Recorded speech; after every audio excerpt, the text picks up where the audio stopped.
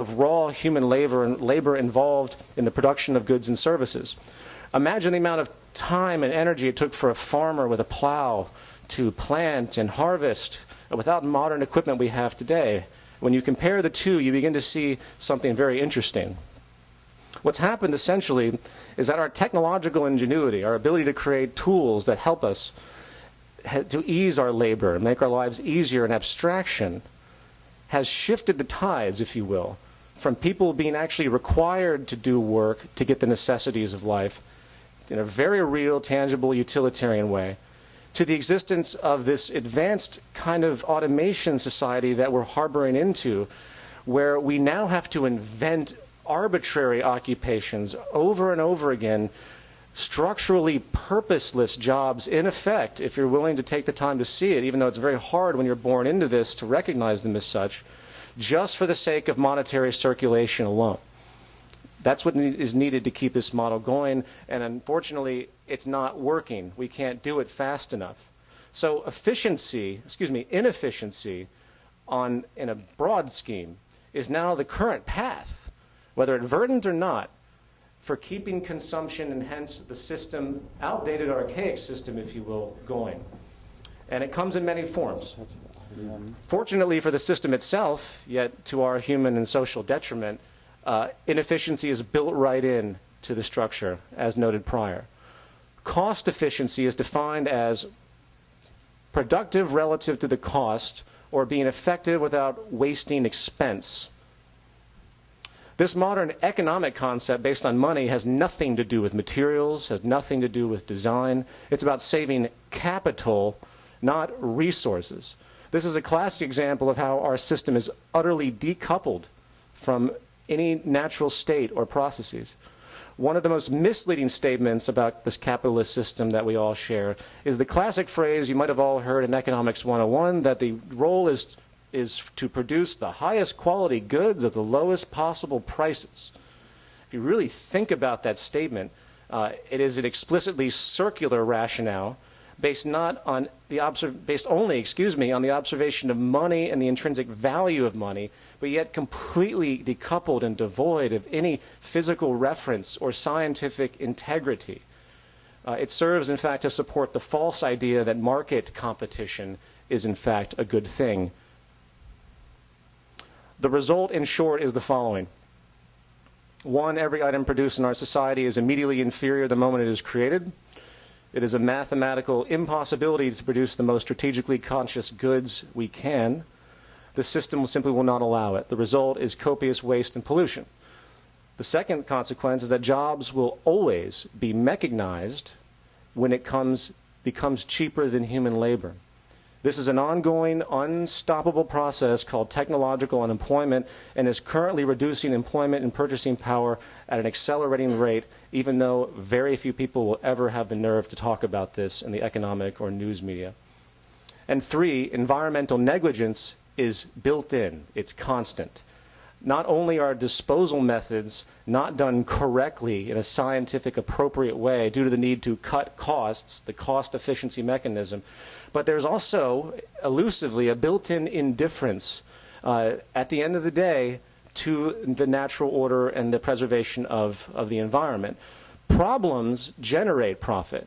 Industry thrives on problems. And solutions, which are again a form of efficiency, is the enemy. So tangible physical efficiency is inverse to actual market economic efficiency, if you will. If you took all the money spent today producing bottled water on this planet, which I was just joking to someone earlier, I was like, God, we got to get rid of these bottled waters on stage.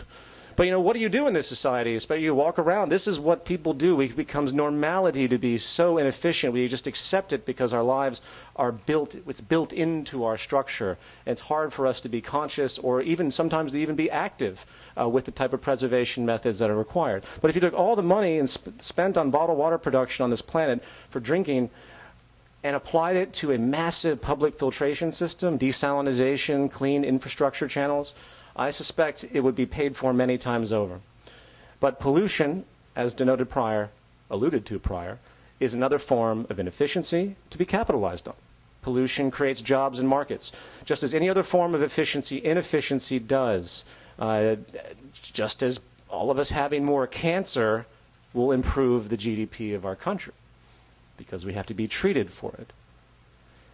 And a final form of inefficiency that I'm just going to throw in there is the creation of false needs for the populace. This is done through advertising and marketing. If you can convince a person that a $5,000 handbag has more use than a $10 one, even though there's absolutely no real utilitarian difference between the two, just because of relative status notions, you've created a new level of emotional and status inefficiency to exploit. And false needs to be filled to conform to the culture. And this is a very rampant thing, and you see this epidemic everywhere. The movement of money through the mechanism of systematic and intrinsic efficiency cannot be called an economy, therefore not valid as a working methodology. So coming back to our statement, what would define a true economy? This leads us to the next point, where it says, excuse me, for the economic model we speak of, needs to be based on truly objective scientific resource management and allocation. Now, what does that mean? Throughout the course of human history, we as a species have taken on many, many worldviews, from superstitious notions of demons as the cause of illness to countless controlling gods that rule our lives. Humans have been seeking since antiquity to understand the causality of their lives. Fortunately, after much turmoil, we've been guided by evolution to discover something truly useful, and it's only been within the past couple thousand years that this has emerged. And this tool has stood the test of time, providing us with continual confirmation of its effectiveness, and we see it all around us. And that's scientific causality. If we recognize science as a tool and process, a verified method of viewing the world and acting upon evidence rather than faith or blind assumptions, we see that a true economy can only exist if organized and orchestrated within the confines of scientific discipline. For instance, science has shown us that we live, yes, on a finite planet with finite resources. We understand the Earth is a single biosphere system, literally symbiotically balanced in a natural order. Truly one system, and hence, well, should be respected as such. We understand that each one of our resources, the materials we use, have properties which are conducive to certain applications and simply not conducive to others.